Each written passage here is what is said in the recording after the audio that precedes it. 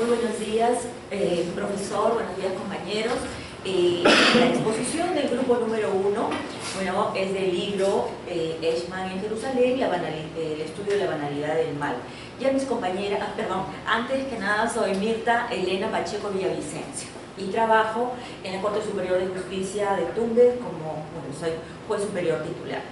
Realmente el libro que nos ha tocado y que ya tenemos conocimiento de él, hemos visto que la principal motivación, luego de la lectura, luego del debate también, la conversación que hemos tenido el grupo, coincidimos con lo que dice Hannah Arendt, en el sentido que ¿cuál es el propósito de este libro? ¿No? O sea, ¿qué le motivó a ella o qué es lo que podemos advertir? Como bien dice, en primer lugar, analiza la personalidad del acusado para poder entender de quién se trata y cómo es que llega a ese comportamiento. En este sentido, ella analiza y dice, bueno, sé que es un hombre que no ha tenido mucha educación, es un hombre grosero, es un hombre que no tiene mucha facilidad de palabra, que prácticamente hace lo que su entorno le dice. Y en este caso, a él lo invitan pues a participar, ¿no? Y llega porque no conseguía trabajo incluso. Y le dan el cargo, pues allí entra al tema militar. Acá él se deslumbra con las personas que eran sus superiores y sobre todo, como ya lo había manifestado mi compañera Victoria, prácticamente pues idolatra a Hitler. ¿Por qué? Porque ve en él a una persona que desde abajo llegó hasta el máximo de los cargos. Y no solamente eso, o sea, no solo asumió que era una persona que pudo llegar a ascender, sino que él lo veía como un ejemplo, y tanto como ejemplo como que era prácticamente su esclavo. ¿Por qué? Porque la palabra de Hitler para él era ley. En ese sentido, cuando él ya empieza a practicar, a llevar a cabo todas estas órdenes o todos estos decretos, todas estas disposiciones, para él era algo normal, ¿no? Entonces, Hannah Arendt en el libro lo analiza y dice, claro, porque una persona que no tiene identidad propia en sus valores, en sus conocimientos, porque una persona para que nadie le pueda, vamos a utilizar quizá un tema un poquito criollo, nadie le mueve el piso, ¿qué tenemos que tener? Conocimiento, ¿no es cierto? La firmeza que lo que nosotros estamos haciendo es correcto. Pero en este caso, este hombre no tenía, adolecía de eso. Además, también el estudio que hace es del entorno social. Porque una persona no es un ser humano individual, no vive en una isla. Entonces, ¿dónde se desarrolló Eichmann? Para hablar, como vi en la película también, Eichmann, ¿no? Le dicen, en alemán. Bueno, entonces, ella analiza, dice, el entorno que tiene este ciudadano, o bueno, este hombre, es así, porque todos los alemanes y los altos militares tenían ese empoderamiento, ¿no? Y asumen que la raza judía para ellos era perjudicial para el mundo, porque no soportaban que los judíos puedan pensar mejor que ellos, puedan tener más dinero, puedan ser exitosos. Es por ello que se reúne y bueno, hay una reunión de Weizmann, creo, y se crea el Poncio Pilato, ¿no? El tema que él dice, bueno, pues todos acá lo dicen así, si así es, pues yo no tengo nada que hacer, no tengo por qué yo sentirme mal, ¿no? Además, no hay nada de la sociedad que me reproche. Entonces, para él, la sociedad estaba conforme. Es más, lo pedía a gritos, ¿no? La sociedad alemana pedía a gritos que desaparezcan a los judíos. Entonces él dice, bueno, el entorno social, pues, ¿no? El entorno social. Y luego también esa capacidad que tenía Adolf Eichmann para, ¿qué cosa? Para cumplir, ¿no?, las órdenes y organizar de tal manera no solamente la expulsión, sino también el exterminio de los judíos. O sea, él se encargó de eso, ¿no? De organizar de la mejor manera. O sea, me han dado esa orden y yo lo voy a hacer, y lo voy a hacer bien, ¿no? Sabemos pues que para esto se utilizaban lenguajes, ¿no? En clave, el lenguaje en clave, y nos trae a la mente que lo que pasa en la actualidad, y bien dice Hannah Arendt, ¿no? Este tema, esta discusión, esta disyuntiva entre la legalidad y la justicia es el punto neurálgico, y vemos que se arrastra año tras año, porque esto no es nuevo. Esto, imagínense, viene desde la Segunda Guerra Mundial, entonces siempre ha existido el mal, y parece algo increíble cuando vemos que en esa época utilizaban sus lenguajes, ¿no? Figurado. ¿Y qué tenemos ahora en la actualidad? Hermanito, cuantos verdes, los libritos, los tamalitos, las entradas, ¿no? ¿Cuántas entradas me vas a comprar? Etcétera, ¿no? Entonces vemos que este tipo de lenguaje es usual en las personas que ya tienen esa semilla del mal. Y ojo, creemos nosotros que todos los seres humanos también, porque como existe el bien existe el mal, entonces todos tenemos ese bichito, pero la diferencia es cómo lo utilizamos y si lo desarrollamos y para qué lo utilizamos, ¿no?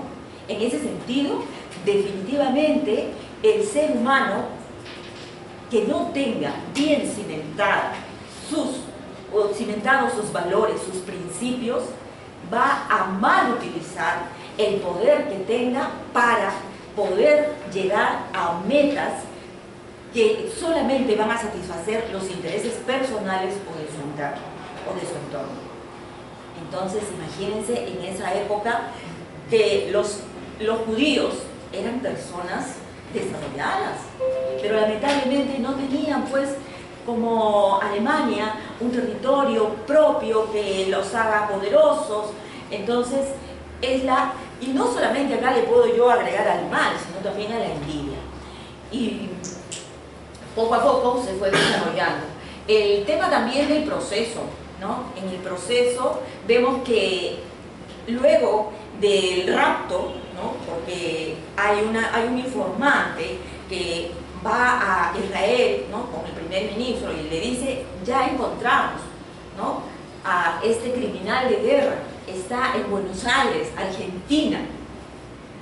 Al principio no quería el jefe de la central de inteligencia, ¿no? De allá de Israel, no quería, decía, ya, ¿para qué vamos a remover esto? ¿No? Pero sin embargo, toma conciencia, le dice, los judíos necesitamos tener una explicación y además tener a los responsables de toda esta tragedia, todo el exterminio. Y es así como se organiza el grupo que iba a ir a Argentina y que fue, y logran pues raptarlo. Pero para que él salga de manera, entre comillas, más rápida y formal, ¿qué hacen? Lo obligan a firmar su carta, ¿no? Una carta como que él quiere salir voluntariamente para enfrentar el juicio. Sabemos pues que el juicio, ya cuando lo llevan a Israel, no fue un juicio como reclamaba, ¿no? el abogado y toda la comunidad, que tenía derecho a un juicio en un tribunal imparcial, un tribunal internacional, porque era obvio que en Israel no lo van a liberar, porque había afectado ¿a quién? A sus compatriotas, ¿no? Entonces, eso es lo que buscaban. Pero frente a ese cuestionamiento, ¿qué dijeron los jueces a través de su presidente? El juez dice, nosotros sí estamos en la capacidad de juzgarlo. ¿Por qué? Porque nosotros no discriminamos, juzgamos sin tener en cuenta la raza. Nosotros podemos juzgar a este señor. Y es así como lo someten. Pero, lamentablemente, este proceso se convirtió en un espectáculo. ¿Por qué? Un espectáculo porque desfilaron más de 50 testigos que muchos de ellos, la mayoría, no conocían las labores propias, que las acciones de Eichmann, ¿no? O lo que pasó, porque fueron de oídas, pero sin embargo les dieron tribuna. ¿Y qué ocurrió? Que cada testigo hablaba el tiempo que quería, porque además contaban con un público que estaba muy afanoso de ver ese show, ¿no? Y también contaban con la prensa, porque la prensa estaba informando, era una prensa, bueno, no como ahora, ¿no? Pero sí había una prensa internacional. Entonces, ¿qué es lo que querían? Lucirse, hacer un juicio que al final, como les digo, se convirtió en un espectáculo, ¿no? ¿Para qué? Para poder decir al mundo, lo juzgamos bien. Ahora sabemos que el fiscal era la boca del primer ministro. Entonces ya no tenía una identidad, o sea, él no cumplía sus funciones, que quizá podía haber él al momento de ver las pruebas, ¿no? Que dicho sea de paso, las documentales fueron incineradas, ¿no?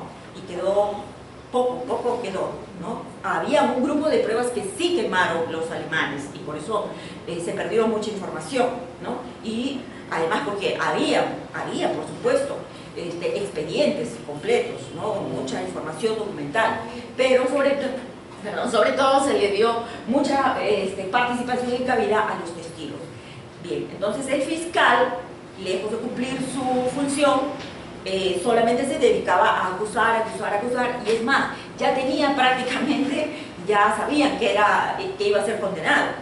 Y por otra parte también tenemos al frente, ¿a quién? Al abogado, el abogado de la defensa, Servatius. Este abogado que cumplió un rol muy pasivo, pero sí tuvo, como ya lo han señalado, una única, brillante, dice, ¿no? Brillante intervención, cuando pregunta, a ver, a los testigos, ¿en cuál de los 29, dice él, pero no eran 29, eran 38, ¿no? Expedientes, aparece el nombre de Adolf Eichmann? Y obviamente la respuesta fue ninguno, ¿no? Pero además también, cuando había un representante de la iglesia, le pregunta, señor, si usted dice que Eichmann actuó mal, ¿ustedes qué hicieron? ¿Qué hicieron? ¿No? ¿Le dijeron a él, está mal lo que estás haciendo? No. Entonces hubo una complicidad, entre comillas, omisiva, ¿no? Una complicidad omisiva. Bueno, y obviamente los jueces trataron, ¿no? A través sobre todo la participación del presidente de ese tribunal, de mostrar al mundo que eran imparciales. Y cuando decimos imparciales, teniendo en cuenta el concepto que nos ha desarrollado el profesor, ¿no? Que sí, el juez definitivamente va a haber parcialidad, lo veo yo por otra óptica.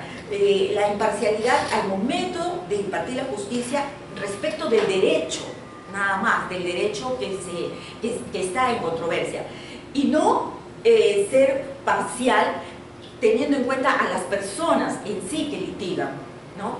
Y eso es una situación que también se presenta en la actualidad. Por eso es que mi tema, ¿no? de tesis es la iniciativa probatoria del juez civil y su deber de imparcialidad. El deber de imparcialidad tomado, como les vuelvo a decir, no porque yo sé que al momento de emitir una sentencia, pues va a haber una persona que va a estar contenta y otra persona que no, ¿no es cierto? Sino el deber de imparcialidad, de no enfocar su decisión y su actuar en una sola persona, porque puede ser que a ese juez le guste la señorita, ¿no? La demandante, ya, uy, está guapa, hoy la ayudo, ¿no? O yo, pues, mujer, digo, este hombre está churrísimo, a Tumbes, no, este es de Lima o este es de Trujillo, como suele pasar, de verdad, les soy honesta. ¿Por qué? Porque no me... No, perdón. ¿Saben por qué les digo, chicos? Porque la realidad y la idiosincrasia de cada lugar es diferente. Y acá tenemos, yo trabajo también, ¿no? Es Angelita y está César, que somos jueces allá en Tumbes. Y para nosotros realmente es ya una así, ¿no? ¡Wow! Este señor abogado que viene bien internado, que viene bien perfumado, este no es tu vecino, decimos, ¿verdad? Sí. ¿No? ¿no? ¿Por qué? Porque como en Tumbes hace calor, los abogados van con su llavero, su camisa, ¿no? Entonces ya sabemos, ¿no? Y así ocurría, ¿no? Entonces ese tema de los jueces, ¿no? Como les decía, sí, que la imparcialidad debe estar dirigida, o la esencia de la imparcialidad debe ser al momento de resolver. Al momento de resolver, allí sí yo tengo que separar. Y es verdad lo que decía Vicky, ¿no? Ella como juez también. Incluso nosotros, yo soy superior, vamos a suponer que le reviso la sentencia de Vicky. Como Vicky me cae muy bien, todo le voy a confirmar. Entonces no es correcto. No es correcto. Anita pues me cae mal, a todo lo que viene de ella le voy a anular o le voy a revocar. Eso es, desde mi punto de vista, ese deber que debe tener el juez. Porque sabemos, ahora sí ya entrando, bueno, y para terminar el tema del juicio, que también hay otras compañeras que han leído, sabemos pues que la sentencia solamente fue una larga agonía, entre comillas, porque sabíamos, era la historia de una muerte ocurrente, de una muerte anunciada. Sabíamos que iba a morir, pero tenía que cumplirse pues el proceso, ¿no? Para que esa condena tenga validez, porque de lo contrario hubiera sido pues ya eso totalmente injusto y arbitrario, ¿no? Entonces, para eso, en eso se manifestó, ¿no? Hasta en eso se manifestó la banalidad del mal, ¿no? O sea, yo sé que estoy mal, ¿no? Pero bueno, tengo que tolerar esto, pues no, porque hay que cumplir, pues. Además la prensa, está todo el público está ansioso de saber. ¿Y qué es lo que hacían? Juzgar, decían no, y no le preguntaban, porque el motivo de este proceso era no preguntarle por qué lo hicieron. Ustedes saben el daño que sufrían, esa tristeza, el dolor, el profundo daño que sentían los judíos. No, simple y llanamente ellos decían, vamos, o la pregunta se estaba dirigida a la conducta de ellos, ¿no? Pues decía que ya hasta ni la voz de su conciencia oía, ¿no? Se despojó, era incapaz de sentir. Eso era cómo lo tenían que pintar, ¿no? Era incapaz de sentir. Entonces, todo este proceso es realmente, a mí sinceramente les digo, me conmovió, tanto que me puse a ver películas, ¿no? Y aprendí mucho de Operación Final. Esa película les recomiendo mucho, es toda la captura de Eichmann, ¿no? Es toda la captura de Eichmann. Y bueno, aparte hay otras que ya nos han pasado en la televisión y sabemos. Entonces, con esta película he podido observar más todo el camino que siguió Eichmann antes de iniciarse el juicio. Un juicio que realmente sí, pues fue un espectáculo, porque como decía Anita, ¿no? Estaba expuesto en una caja de cristal, ¿no? Bueno, obviamente también era por seguridad, porque lo podían matar, ¿no? Pero la estructura de la sala de audiencias de ese tribunal estaba incluso diseñada para eso, para que sea un espectáculo, con un escenario, hasta abajo para la orquesta y adelante para el público, ¿no? Entonces ya creo que he contribuido un poquito para tener un poquito más de más claridad del libro tan interesante de verdad, ¿no? Bien, por favor, ¿pasas? ¿Todavía no? ¿Ah? No, todavía no acabo, rapidito nomás para decir de mi tema. Sí, bueno, nosotros sabemos, porque ya les he dicho el tema mío, ¿no? Que el objetivo principal de mi investigación, ¿no? Es esclarecer la incertidumbre jurídica que existe en torno a la vulneración del deber de imparcialidad que debe preservar el juez al momento de ejercer su iniciativa probatoria para resolver una controversia sometida a su conocimiento. Ese es el punto que yo quiero saber. ¿Hasta qué punto un juez deja de ser imparcial? Y por favor, cuando digo imparcial, siempre enfoquémonos en el tema que les dije, ¿no? ¿Puede él ejercer ese derecho que la ley le faculta? Pasa, por favor. Bien, sabemos que el propósito, la finalidad de todo proceso es lograr la paz social. Y por eso es que el juez, en su rol de director del proceso, puede colaborar también, porque sabemos que la iniciativa probatoria es de las partes. La parte demandante tendrá que acreditar lo que dice y la parte demandada lo que contradice o niega. Entonces, en esos dos platillos de la balanza, vamos a decir así, el juez también se ubica. ¿Y cuál es su función? Colabora para resolver ese conflicto intersubjetivo a través de ¿qué? De la prueba de oficio.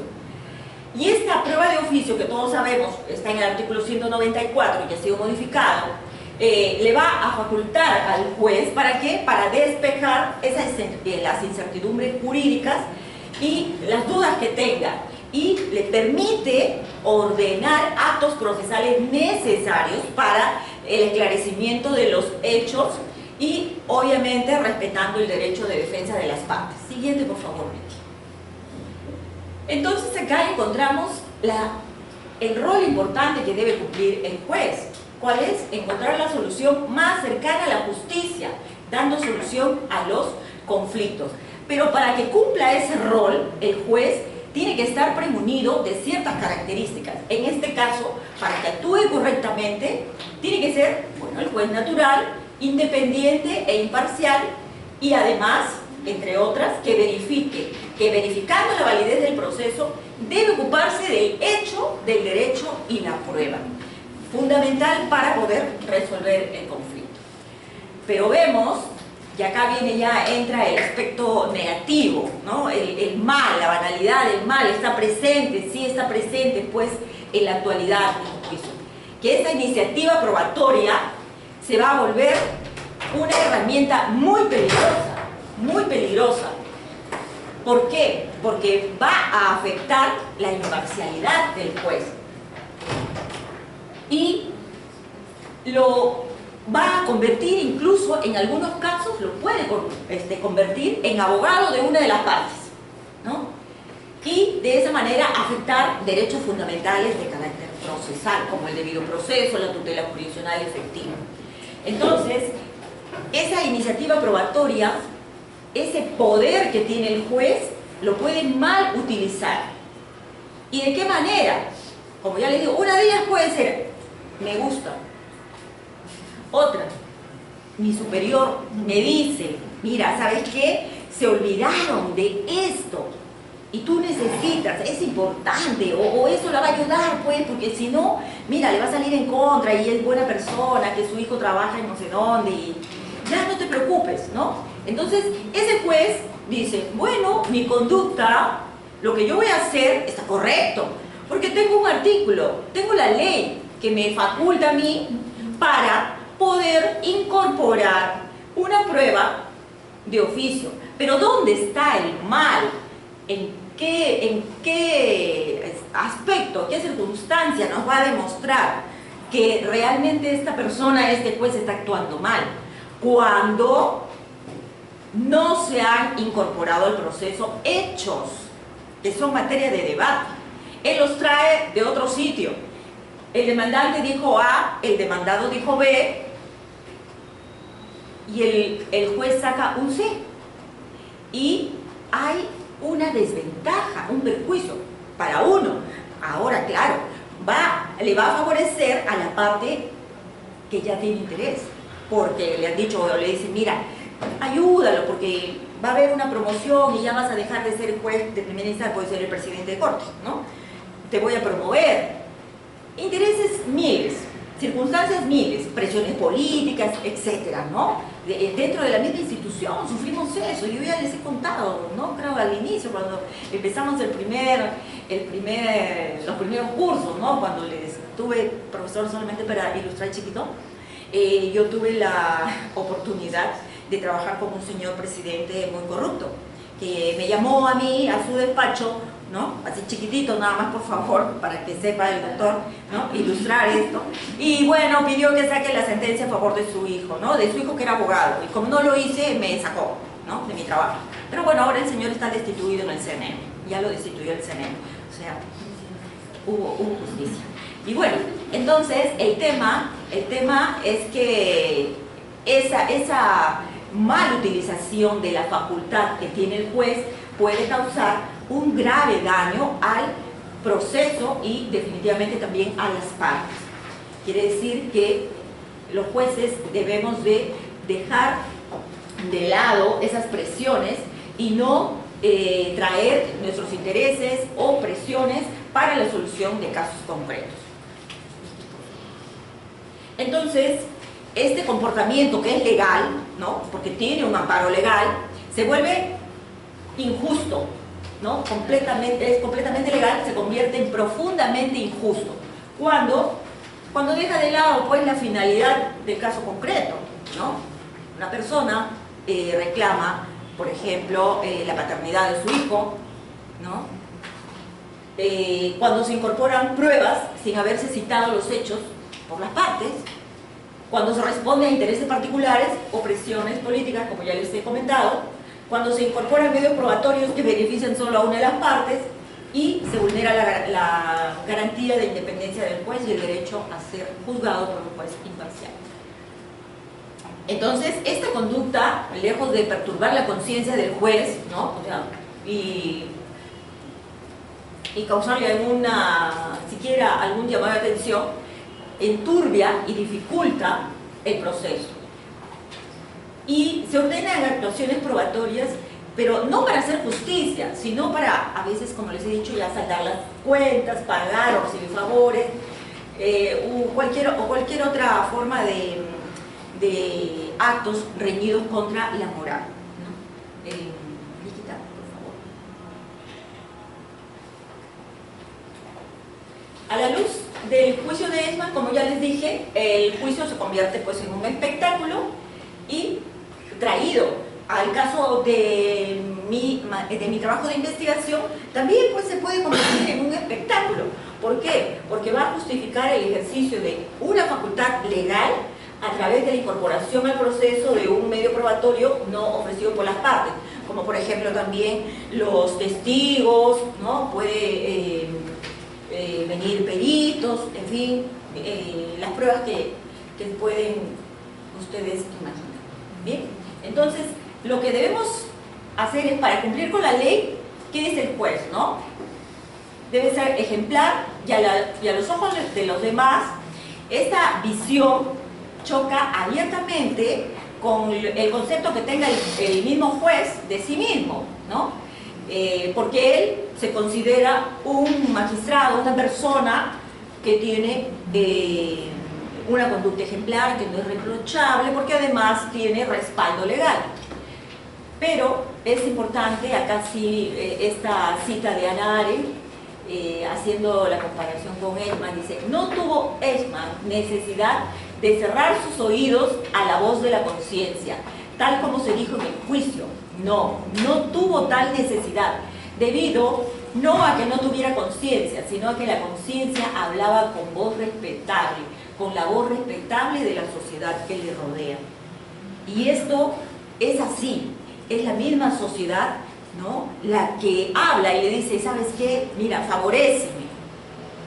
Entonces, es la sociedad la que contribuye y nos hace creer que estamos bien, porque nadie nos recrimina. Pasa, por favor. Y bueno, ya tenemos los ejemplos que hemos visto, ¿no? Entonces, nos recrimina la sociedad, pero también acá hay que decir algo muy importante. Si bien es cierto, en el caso, por ejemplo, de mi tema, que el juez utiliza o mal utiliza ese poder legal que tiene, y si bien es cierto, esto es muy, pero muy perjudicial. ¿Por qué? Porque no nos olvidemos que esa decisión que tome el juez, la iniciativa probatoria, es inimpugnable. Entonces, imagínense el daño que se causa a las partes. Y si bien es cierto, esa decisión es inimpugnable, los abogados y las partes no pueden quedarse así, porque si no estaríamos haciendo, nos vamos ahora al campo del libro, ¿no?, de la obra. Se recriminaba a los judíos, pero ¿ustedes qué han hecho?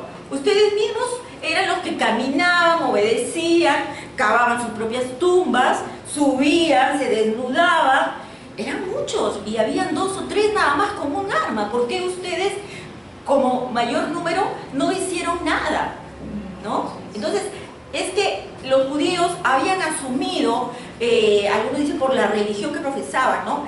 Que, bueno, tenían que sufrir, ¿no?